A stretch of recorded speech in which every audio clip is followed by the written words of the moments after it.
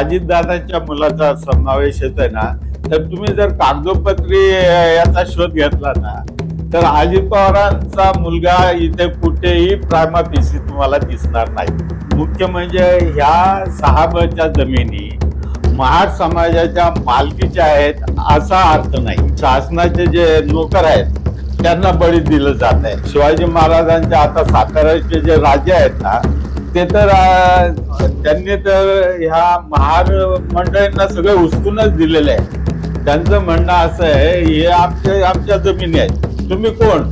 फक्त ह्या इनाम जमिनीमुळे तुम्ही गुलाम झालेला आहात आणि हे बाबासाहेबांनी ओळखून। नमस्कार, मी संकेत आणि आपण पाहत आहात मुंबई आउटलुक। गेल्या आठवडाभरापासून एक विषय चर्चेत आहे, तो विषय म्हणजे जमीन घोटाळ्याचा आहे। पुण्यामध्ये जे जैन बोर्डिंगचं प्रकरण होतं त्याच्यामध्ये केंद्रीय मंत्र्यांपासून विविध राजकीय हस्तक्षेप आपल्याला दिसला। तसाच एक जमिनीचा घोटाळा पुण्यामधूनच समोर येतोय आणि तो घोटाळा जो आहे तो राज्याचे उपमुख्यमंत्री अजित पवार यांच्या मुलाच्या नावाने आहे असं म्हटलं जात आहे। तसे आतापर्यंतचे आरोप झालेले आहेत। पार्थ पवार यांनी काही जमीन घेतली होती, ती जमीन पुण्याच्या मुंडवा या भागातली होती आणि त्या जमिनीचे वादाची 2 कारणं आहेत। सगळ्यात पहिलं कारण तर हे की त्या जमिनीचा बाजारभाव जो आहे तो 1800 कोटी रुपयांचा होता, परंतु ती जमीन केवळ 300 कोटी रुपयांमध्ये विकत घेतली गेली। त्यासोबतच जे स्टॅम्प ड्युटी लागायला पाहिजे होती 21 कोटी रुपये, ती स्टॅम्प ड्युटी केवळ 500 रुपयाचा एक स्टॅम्प पेपर वरती ही सगळा खरेदी व्यवहार जो आहे तो झाला होता। वादाचं दुसरं कारण असं होतं की ती जमीन महारवतनाची होती, जी विकता येत नाही, विकत घेता येत नाही आणि त्यामुळेच हा वाद जास्त चर्चेत आलेला आहे। कागदपत्रांची जो टॅम्परिंग आपण ज्याला म्हणतो त्या पद्धतीचं सगळं घोटाळा झालेला आहे आणि तो सातत्याने वेगवेगळ्या माध्यमातून, मग ते प्रिंट मीडिया असेल, इलेक्ट्रॉनिक मीडिया असेल, सोशल मीडिया असेल, या सगळ्यांच्या माध्यमातून तो समोर येत आहे। दिवसभर त्याच्यावरती वेगवेगळ्या पद्धतीची चर्चा सुरू आहे। विरोधक जे आहेत ते आक्रमक झालेले आहेत। अशातच आपल्यासोबत आज सयाजीराव वाघमारे सर आहेत। खरं तर ते सेल टॅक्स मध्ये अधिकारी म्हणून ते रिटायर झालेले आहेत 2006 साली, परंतु त्यानंतर त्यांनी त्यांचा संपूर्ण वेळ महार वतनाच्या जमिनीचा अभ्यास करण्यासाठी घालवलेला आहे आणि जवळपास आज वयाची 80 वर्षापेक्षा जास्त तुमचं वय आहे, 75 वर्ष, 70 वर्षांपेक्षा जास्त वय आहे आणि ह्या वयामध्ये देखील ते एका तरुणाला लाजवतील या पद्धतीने काम करत आहेत। महारवतनाची जमीन काय आहे, त्याचा उगम कुठून झाला, ती कुठे कुठे महाराष्ट्रामध्ये आहे, कोणकोणती जमीन हस्तांतरित झालेली आहे आणि एकंदरीतच कालचं जे हे प्रकरण जे आहे पार्थ पवारांचं, त्या प्रकरणावरती देखील त्यांनी चांगलाच अभ्यास केलेला आहे आणि याशिवाय ते महाराष्ट्र महार वतनदार जमीन संरक्षण कृती समितीचे ते अध्यक्ष देखील आहेत महाराष्ट्राचे। त्यांच्याशी आपण ह्या पार्थ पवारांच्या जमीन घोटाळ्याच्या प्रकरणावरती आणि त्यासोबतच महार वतनाच्या जमिनी म्हणजे नेमकं काय, त्याचा इतिहास काय आहे, त्या कुठून सुरू झाल्यात, ह्याविषयी चर्चा करणार आहोत। वाघमारे साहेब, मुंबई आउटलुक मध्ये तुमचं स्वागत आहे। आणि अभ्यास तुम्ही केलाच असेल, आता प्रकरण दिवसेंदिवस चिघळत चाललेलं आहे किंवा त्याची इत्थंभूत माहिती जी आहे ती रोज आपल्याला मिळते। ह्या सगळ्या प्रकरणाकडे कसं बघताय, काय नेमकं झालंय त्या घोटाळ्यामध्ये? काल, परवा आणि आज या प्रकरणाच्या बाबतीत मी लोकसत्तेमध्ये बघतोय, अगदी फ्रंट पेजला याचा गाजावाजा होत आहे।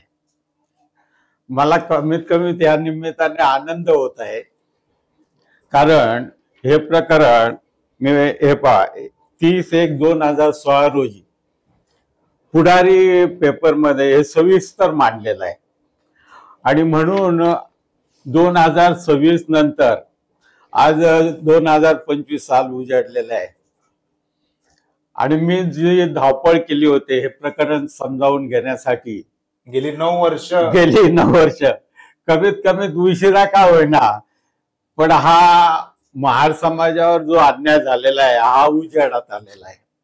आता तुम्ही ह्या प्रश्नाच्या बद्दल फार जी जाणून घेण्याच्या बद्दल आस्था दाखवली, मला तुमच्या चॅनलच्या बद्दल फार आनंद वाटतो की एका उपेक्षित समाजाचं प्रकरण तुम्ही हे जास्तीत जास्त लोकांच्या पर्यंत जावं, आणि नुसतं हेच प्रकरण नाही तर ह्या संपूर्ण महाराष्ट्रामध्ये जिथे जिथे असे प्रकार घडलेले आहेत हे सर्व प्रकाशात यावे हा तुमचा उद्देश मला फार स्तुत्य वाटतो. आणि या गरीब समाजाच्या प्रश्नांच्या बद्दल तुम्ही जी दखल घेताय त्याबद्दल मी तुम्हाला पहिल्यांदा धन्यवाद देईल. आता या प्रश्नांच्याकडे वळायचं म्हटलं म्हणजे पहिली गोष्ट, ह्या 6ब म्हणजे हा वर्ग 2च्या जमिनी आहेत. वर्ग 2च्या जमिनी खरं वास्तविक पाहिलं ना ते हा खरेदी विक्री होऊच शकत नाहीत. कारण ह्या 6बच्या वर्ग 2च्या जमिनी आहेत याच्यामध्ये ज्या गव्हर्नमेंटने टर्म कंडिशन घातलेले आहेत त्या टर्म कंडिशन अशा आहेत, मुख्य म्हणजे ह्या 6बच्या जमिनी महार समाजाच्या मालकीच्या आहेत असा अर्थ नाही. तर 1874च्या वतन अबॉलिशन ऍक्ट प्रमाणे मराठा समाज, ब्राह्मण समाज हे देखील वतनदार लोक होते. यांच्या जमिनी मात्र मालकीच्या हक्काच्या झालेल्या आहेत. मात्र ह्या म्हणजे ब्रिटिश सरकारला जे फीडबॅक करतं ही ब्राह्मण मंडळी, त्यांनी महार समाजाच्या बाबतीत ह्या ब्राह्मण समाजाला तर फार हक्कच आहे आणि म्हणून त्यांनी महार समाजाच्या ह्या जमिनी मालकी हक्काच्या केलेल्या नाहीत. 1874चा कायदा असा सांगतो, वंश परंपरेने आलेला हक्क आणि अधिकार आणि सवलती. मग ह्या 2 वर्गाच्या जमिनी मालकी हक्काच्या नाही केल्या आणि महार समाजाच का नाही केल्या, तर त्यांनी ब्रिटिशांना सांगितलं की तुमच्या सरकारी कामं करायला कोणीतरी हवं आहे, समाजाची कामं करायला कोणीतरी हवं आहे, आणि म्हणून ह्या महार समाजाला त्यांनी फक्त ह्या कसून खा या हिशोबाने ह्या जमिनी दिलेल्या आहेत. म्हणजे आणि त्याच्यामध्ये त्यांनी एक कंडिशन घातलेली आहे, जर तुम्हाला मालकी हक्काच्या करायच्या असतील तर साऱ्याच्या 3 पट रक्कम भरा, आणि नाहीतर मालकी हक्काची करण्याच्यासाठी 13 पट रक्कम भरा, अशी त्यांनी अट घातलेली आहे. पण त्यावेळेला समाजाची 13 पट रक्कम भरण्याची आवत आहे नाही याचा विचार करून शासनाने जणू काय महार समाजावर फारच मेहरबानी केली, म्हणून त्यांनी 3 पट रक्कम भरण्याची अट घातली. आणि 3 पट रक्कम जो भरेल त्याला ही जमीन रिग्रॅट म्हणजे पुन्हा याची कंडिशन चालू ठेवेल अशा अर्थाने तो रिग्रॅट शब्द वापरलेला आहे. मात्र महार समाजाने शासनाची कामं करायची म्हणजे दौंडी द्यायची, सारा तालुक्याच्या कचेरीत भरायचा, नंतर कर वसुलीसाठी मदत करायची, अशा पद्धतीची सरकारी कामं महार समाजाने म्हणजे त्यावेळेला एस्कर म्हणायच्या. आणि समाजाची कामं म्हणजे गावामध्ये जर कुठे मृत्यू झाला तर त्याची बातमी त्या वारसदारांना, नातेवाईकांना पोहोचवायची. परत त्या मयत झालेल्या माणसाचा विधी उरकण्यासाठी लाकडं फोडायची, नंतर गावामध्ये झाडून काढायची, अशी समाज उपयोगी कामं होती. म्हणजे ही जी काल व्यवहार झालेला आहे हा व्यवहार कुठल्याही पद्धतीने खरेदी विक्री या सदरामध्ये येऊच शकत नाही. आणि दुसरी गोष्ट म्हणजे त्यांनी कागदोपत्री जे केलेलं आहे की कोणाला तरी पावरा पातळणी अथॉरिटी दिलेली आहे आणि त्यांच्याकडून तो खरेदीचा व्यवहार केलेला आहे. वास्तविक ते पावरा पाटर्नी देखील फॉल्टी आहे, कारण पावरा पाटर्नी ती व्हॅलिड त्याच वेळेला होते की त्या जमिनीमध्ये जेवढे खातेदार आहेत, हिस्सेदार आहेत, त्या सर्वांची संमती असली पाहिजे. किती किती खातेदार आहेत, किती हिस्सेदार आहेत? जवळजवळ 75च्या वर खातेदार आहेत याच्यामध्ये, आणि तेवढ्यांच्या त्यांनी सह्या घेतलेल्या असं नाही. त्याच्यामुळे ते पावरा पाटर्नी पण कायदेशीर नाही. आणि 2 ह्या जमिनी खरेदी करताना कलेक्टरची परवानगी घ्यावी लागते, ती पण या प्रकरणात घेतलेली नाही. आणि कलेक्टरची परवानगी जी आहे ती सर्वसाधारण परिस्थितीमध्ये घेतली जाते की त्याला देखील काही विशेष असे काही कलम किंवा विशेष काही नियम आहेत? हो आहेत ना, आहेत. कारण काय रे, हे मंडल अधिकारी असतो ना, मंडल अधिकाऱ्याच्या जवळजवळ 36-37 कंडिशन असलेलं ते फॉर्मॅटच आहे. म्हणजे त्या तेवढ्या फॉर्मॅटची माहिती मंडल अधिकाऱ्याने म्हणजे तहसीलदारामार्फत ती कलेक्टर गेली पाहिजे. म्हणजे कलेक्टरकडे तहसीलला ज्यावेळेला हे माहिती पाठवतं त्या अनुषंगाने जिल्हा अधिकारी परवानगी देतं. या प्रकरणामध्ये ती प्रक्रिया पूर्ण झालेली आहे असं दिसूनच येत नाही. कारण का मी ज्यावेळेला हे प्रकरण 2016 मध्ये तपास केला त्यावेळेला हा सगळाच गोंधळ होता. आणि पहिली गोष्ट ही घेतली ना ती बोटॅनिकल म्हणजे त्या घेतलेले अगोदर पोझिशन, आणि ती पण 45 वर्षाच्या मुदतीवर आहे. म्हणजे इथे सरकारी इंटरफेरन्स म्हणजे गैरवापर झाल्याशिवाय ह्या जमिनी खरेदीदाराला पण पोझिशन मिळू शकत नाही आणि हा कायदेशीर पण व्यवहार होऊ शकत नाही. आणि म्हणून हा एकंदरीत. आणि दुसरी गोष्ट, आता जे ते अजितदादांच्या मुलाचा समावेश येतोय ना, तर तुम्ही जर कागदोपत्री याचा शोध घेतला ना तर अजित पवारांचा मुलगा इथे कुठेही प्रायमा फेसी तुम्हाला दिसणार नाही. कारण जे जे काही व्यवहार झालेले दोन्हीकडच्या पवार पाटर्नी आणि त्या कंपनीच्या अशा पद्धतीने, त्याच्यामुळे ह्या प्रकरणामध्ये खूप अगदी उघड दिसून येतं की ते काहीतरी दबाव झालेला आहे. आणि आता आपण वर्तमानपत्रामध्ये बघतोय की जी रजिस्टर करायची फी आहे ती माफ कधी होते, ती माफ कशी झाली हाच मोठा प्रश्न आहे. आणि आता तुमच्या लक्षात येईल काही ते त्या शासनाचे जे नोकर आहेत त्यांना बळी दिलं जात आहे. आणि त्यांनी जे सर्व प्रकार केलेले आहेत ते वरच्या दबावाशिवाय केलेच नाही, अगदी स्पष्ट दिसून येत आहे. उद्योग मंत्रालयाचा काय रोल आहे त्याच्यामध्ये? कारण उद्योग मंत्रालयाकडून जर तुम्हाला इंडस्ट्री किंवा अशा कंपनीचे जर काही मोठं हे करायचं तर IT हब उभारायचं होतं, ती IT कंपनी होती आणि त्यासाठीची विशेष परवानगी जी आहे ती उद्योग मंत्रालयाकडून घेतली जाते असा नियम आहे, असा कायदा आहे. तर ते देखील त्याला देखील बगल देऊन हे सगळं केलंय? हो, प्रश्नच नाही. कारण हे खरेदी विक्री व्यवहार ज्या वेळेला होतो ना त्यावेळेला तुम्हाला रजिस्ट्रेशन करावं लागतं निबंधकाकडे. आणि त्या एकूण जमिनीचा जो बाजारभाव आहे आणि खरेदी विक्री झालेल्या आहे त्या किमतीप्रमाणे रजिस्ट्रेशन फी भरावी लागते. याच्यामध्ये रजिस्ट्रेशन किती भरावी लागते? ते रेडी 1800 कोटींची ती जमीन अशी सांगितली जाते त्याचा बाजार होते. किती त्यांना रेडी रिकनर प्रमाणे किंवा वर्तमानपत्रामध्ये जे बातमी आलेली ना त्याच्याप्रमाणे 16 कोटीचा त्यांनी हे केलेलं आहे, भरलेले नाही. आणि आता वर्तमानपत्राच्या बातम्यावरून मी तुम्हाला सांगतो, ज्या वेळेला दादा हा व्यवहार आम्ही रद्द केला असं म्हणतो तर असा तो रद्द होऊ शकत नाही. कारण आता जे प्रायमा फेसी डोळ्या पुढे आलेला आहे तर त्याप्रमाणे 16 कोटीचा त्यांनी तो कर भरला पाहिजे, टॅक्स. त्याच्याशिवाय तो व्यवहारच रद्द होऊ शकत नाही. मग आता हे जे व्यवहार झालेला आहे ते 16 कोटी भरणार आहेत का?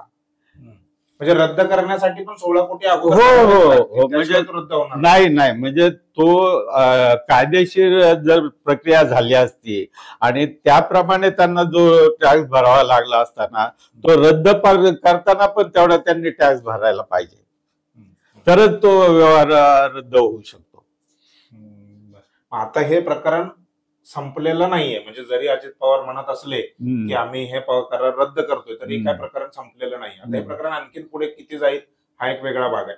ह्यामध्ये मला दुसरं तुम्हाला विचारायचं आहे की ज्या पद्धतीने ही महारत्नाची जमीन आलेली आहे आणि त्याचा एक खूप मोठा इतिहास आहे. म्हणजे अगदी 15व्या 16व्या शतकापासूनचा त्याचा इतिहास, त्या संदर्भात काय माहिती आहे तुमच्याकडे? हा, हे पहा की आपला देश शेतीप्रधान देश आहे आणि शेतीच्या उत्पन्नावरच राज्याचा खर्च वगैरे चालवला जात होता. आणि मग ह्या शेतीचा जो सारा आहे किंवा जे भांडणं वगैरे होतात त्याच्या जो पैसा मिळतो हा सगळा राज्याच्या खर्चासाठी भागविला जातो. आणि मग हा सगळा सारा गोळा करण्याच्यासाठी काही यंत्रणा पाहिजे होती. आणि म्हणून त्यावेळेला ती यंत्रणा म्हणजे परंपरेने चालत आलेली. पाटील, कुलकर्णी म्हणजे ब्राह्मण आणि येसकर म्हणजे महार. म्हणजे पाटील म्हणजे मुलकी पाटील, म्हणजे त्याला सगळे एक्झिक्युटिव्ह पॉवर होते. कुलकर्णी म्हणजे तलाट्याला आज आहेत ते पॉवर म्हणजे कुलकर्णी होते. आणि महार म्हणजे लिखापडीचं काम कर. आणि खरं असतं महाराजच्या कडे जी काम केली होती ना ती जवळजवळ आज जे पोलीस अधिकारी किंवा फौजदारी क्षेत्र काम करताना तेच हा महार करायचा. म्हणजे त्या जो कर चुकवतो त्याला पाटला पुढे आणून हजर करायचा. दोन शेतकऱ्यांमध्ये जर भांडणं झाले ना तर हा महार जो न्याय द्यायचा ना तो मान्य व्हायचा. कारण हे नंतर पीक पाहणी आहे ना महार जो रिपोर्ट करेल ना तोच मान्य करायचा. कारण महार आहे ना प्रत्यक्षात त्या शेतांच्यावर जात होता, कोणाच्या वेशीवरती जात होता. हा हो.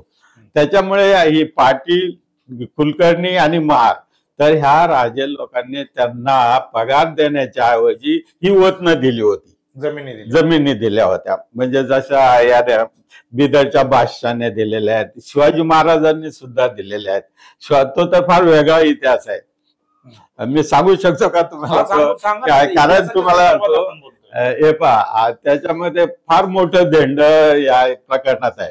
शिवाजी महाराजांच्या आता साताऱ्याचे जे राजे आहेत ना ते तर त्यांनी तर ह्या महार मंडळींना सगळे उचकूनच दिलेले आहे. त्यांचं म्हणणं असं आहे हे आमच्या जमिनी आहेत, तुम्ही कोण, तुम्हाला कोण आहे. आणि म्हणून तुम्हाला म्हणतो सातारा जिल्ह्यामध्ये जास्तीत जास्त जमिनी ह्या आता ज्याच्या हातात हे आहे ना त्याने आमच्या मंडळींना शेतीवरून हुसकावून दिलेले, ताबा त्यांच्याकडे. लिगली जर त्याचं भांडण केलं आणि सगळ्या शासकीय यंत्रणेने ह्या समाजाला मदत करायची ठरवली तर आमचा सातारा जिल्ह्यातला जो महार शेतामधून उच्चाटन केलं गेलेलं आहे ना तो स्थापित होऊ शकेल असा हा प्रकार आहे. तर ह्या राजे लोकांनी ह्या महारांना, ह्या मराठ्यांना आणि ब्राह्मणांना ह्या जमिनी दिल्या होत्या त्या उत्पन्नासाठी. पण ह्या रिग्रँडच्या पद्धतीमुळे काय झालं, महाराजांच्या ताब्यात त्या जमिनी राहिल्या. मात्र कचनारे आजही ताब्यात जरी महाराजांच्या आहेत पण आजही ते, कारण शेती करणं हे महाराला ही कला कधी त्यांनी शिकूच दिली नाही ना. कधी आम्हाला आऊत बैल ह्या गोष्टी, कारण महाराजांना उचकवणं, कारण तो महाराज शेतकरी बोलायचा म्हणजे ती खंडाने देण्याची एक पद्धत होती किंवा अर्धलीने देण्याची एक पद्धत होती. म्हणजे प्रत्यक्ष शेतामध्ये जो गरीब मराठा राबतो ठीक आहे, पण ते हळूहळू महार समाज शेती करणे याच्यापासून दूर होत गेला. आणि 1956 साली डॉक्टर बाबासाहेब आंबेडकरांनी घोषणा केली की फक्त ह्या इनाम जमिनीमुळे तुम्ही गुलाम झालेला आहात. आणि हे बाबासाहेबांनी ओळखून 1927 मध्ये हे वतन खालसा झालं पाहिजे हा कौन्सिलमध्ये बिल मांडलं होतं. पण त्याच्या लक्षात आलं की महार जर ह्या कंडिशन फुलफिल नाही करू शकला तर ते ह्या जमिनीतून उठून जातील, म्हणून त्यांनी ते बिल मागे घेतलं. मात्र 1956ला डॉक्टर बाबासाहेब आंबेडकरांनी ज्यावेळेला धर्मांतर केलं त्यावेळेला बाबासाहेबांनी हा महत्वाचा मुद्दा घेतला की त्यांनी संपूर्ण महार समाजाला सक्त ताकीद दिली की म्हणे तुम्ही आजपासून ही गुलामीची कामं सोडून द्या, सरकारची कामं करू नका आणि समाजाची पण कामं करू नका, तुमच्या जमिनी कशा वाचवायच्या ती मी बघून घेईल. दुर्दैवाने बाबासाहेबांना 1900 म्हणजे धर्मांतरानंतर बिलकुल कमी आयुष्य मिळालं, हा प्रश्न तसाच मागे राहिला. पण हाही प्रश्न आता शासनापुढे पण पेच होता की आता महार समाजाने तर ह्या काम करण्याचं सोडून दिलं, मग आता करायचं काय? म्हणून त्यांनी ही कंडिशन घातली, रिग्रँड किंवा 13 पट रक्कम. त्याच्या अगोदर 1874चा ब्रिटिश कायदा आहे, तो वतनदारीचा कायदा आहे, त्या संदर्भात सांगा. तेच मी सांगतो ना, 1874 म्हणजे तुम्हाला मगाशी सांगितलं ना की सारा वसूल करणं हे 3 फॅक्टरचं काम होतं. तर ब्रिटिशांनी काय केलं की ही परिस्थिती बदलली पाहिजे.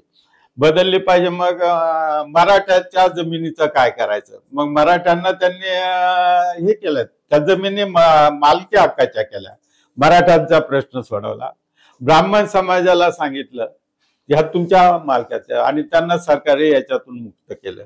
मात्र महारांना त्या वेठबिगारामध्ये जोडून घेतलेलं आहे. हा 1874 म्हणजे 1874चा जो कायदा आहे तो मराठा आणि ब्राह्मण यांना लागू नाहीये, तो नाही, त्यांच्या लागू झाला ना, त्यांच्या त्या इनामी जमिनी त्यांच्या मालकीच्या केल्या, ते सुटले त्याच्यातून, त्यांच्यातून सुटल्या, महार कामातून सुटले. हो, परंतु महार जातीचे जे लोक आहेत ती त्या याच्यामध्ये त्या 1874च्या कायद्यानुसार त्याच्यामध्ये अडकली गेली. हा, बरोबर. मग पुढे 56 नंतर म्हणजे मग तो 1958ला महाराष्ट्र शासनाने वतन अबॉलिशन त्याला बोलतात, म्हणजे वतन खालसा कायदा 1958चा केला. त्या कायद्याप्रमाणे त्यांनी सांगितलं या जमिनी तुमच्या ताब्यात ठेवू, पण तुम्ही जर 3 पट रक्कम भरली तर त्याला तरच ठेवू, म्हणजे रिग्रँड करू. म्हणजे एखाद्या महार जातीच्या व्यक्तीने 3 पट सारा जर भरला, म्हणजे पैसे भरले, तर ती जमीन त्याच्या नावावरती होणार नाही, फक्त त्याला ती मुभा राहील. बरोबर. आणि खरेदी विक्री येणार नाही. पण तुम्हाला सांगतो, याच्यामध्ये जर आपल्याला खरोखर गव्हर्नमेंटचं रेकॉर्ड पाहायला मिळालं ना, 13% रक्कम महाराच्या नावाने तुम्ही पण भरू शकता. तुम्ही त्या महाराच्या नावाने त्याला मालक पण करू शकता, आणि त्याच्याकडून तुम्ही खरेदी खत पण करू शकता. असे प्रकार घडलेले आहेत. महाराला हे माहीत पण नाही की मी जमिनीचा मालक झालो, कारण 13 पट रक्कम भरल्यानंतर कलेक्टरने ज्यांना ती मालकी हक्काची केली हे तर महाराला कळत पण नाही, पण त्याच्या खरेदी विक्रीवर त्याच्या सह्या घेतात. यालाच आम्ही गैर हस्तांतर बोलतो. आणि ह्या गोष्टी 1978 साली नामदेव ढसाळ हे दलित पॅंथरचे खरं म्हणजे शापित व्यक्तिमत्व ठरलं. कारण दलित पॅंथरच्या बॅनरमुळे नामदेव ढसाळांनी त्यावेळेचे मुख्यमंत्री शंकरराव चव्हाण यांना खेडमध्ये, म्हणजे आता राजगुरू बोलतात त्याला, खेडमध्ये महार बचाव, वतन बचाव परिषद घेतली. शंकरराव चव्हाणांना तिथे हे सगळे मुद्दे समजावून सांगितले. आणि मला आता शंकरराव चव्हाणांना हे बोलावे लागलं, शुभेच्छा, म्हणजे उपकाराची कृतज्ञता मी व्यक्त करतो. कारण शरद पवार हे शंकरराव चव्हाणांनी नामदेव ढसाळांचा उल्लेख करून शासकीय धोरण जाहीर केलं की प्रत्येक जिल्हा अधिकाऱ्याने त्याच्या कार्यक्षेत्रामध्ये जेवढ्या जमिनी अशा पद्धतीने गैर हस्तांतर झालेल्या आहेत त्याचा शोध घ्यायचा आणि त्या जमिनी ह्या महारांना परत करायच्या. पण तुम्हाला माहित आहे की शासनाचे जे बाबू लोक आहेत किंवा मंत्रालयामध्ये जे सचिव वगैरे लोक आहेत आणि प्रत्यक्ष कलेक्टर हे अंमलबजावणी करायची नाही करायची हे त्यांच्या मर्जीवर आहे. आणि हे सर्व लोक कोण असतात ते तुम्हाला पण चांगलं माहित आहे. त्याच्यामुळे ह्या गोष्टी सर्वसामान्य महार वतनदाराला कधीच समजल्या नाही आणि त्याच्या अज्ञानाचा फायदा घेऊन हे सर्व गैर हस्तांतरण झालेलं आहे. म्हणजे नामदेव ढसाळ आणि शंकरराव चव्हाणांनी ह्या समाजाच्या बद्दल एवढे चांगले निर्णय घेऊन सुद्धा आजपर्यंत महार समाजाला त्याचे फायदे मिळालेले नाहीत. आणि तो जवळजवळ जमीन नाही आणि त्यावेळेला डॉक्टर बाबासाहेब आंबेडकरांनी पण सांगितलं होतं की खेडी सोडवा आणि शहराकडे जा. आणि म्हणून फार मोठ्या संख्येने आमचा समाज शहराकडे आलेला आहे. आणि जवळजवळ तो त्याने त्या शेतीचे हक्क सोडल्यासारखी परिस्थिती झालेली आहे. परंतु जर शासनाने आजच देखील ते 78चं धोरण याच्या जोपर्यंत सरकार आदेश देत नाहीत ते नाही धोरण अस्तित्वात, तोपर्यंत ते धोरण अस्तित्वात आहे.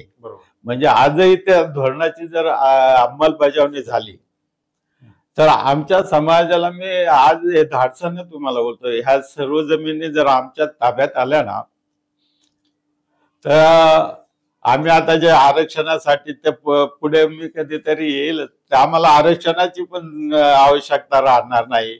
इतका आमचा समाज म्हणजे स्वतःच्या पायावर उभा राहील, हा प्रश्न एवढा महत्वाचा आहे. बरोबर. खरं तर महारवतनाच्या जमिनी म्हणजे आजच्या या भागामध्ये ही आपण एक सिरीज सुरू करतोय. आजच्या या भागामध्ये आपण पार्थ पवार यांचं काय प्रकरण आहे, ती जमीन कोणाची आहे, त्याच्यामध्ये किती खातेदार आहेत, त्यानंतर कागदपत्री काय व्यवहार झालेला आहे, त्यानंतर महारवतनाच्या जमिनीचा इतिहास काय आहे, ह्या दोनच गोष्टींवरती खरं तर आपण आज वाघमारे सरांची चर्चा केलेली आहे.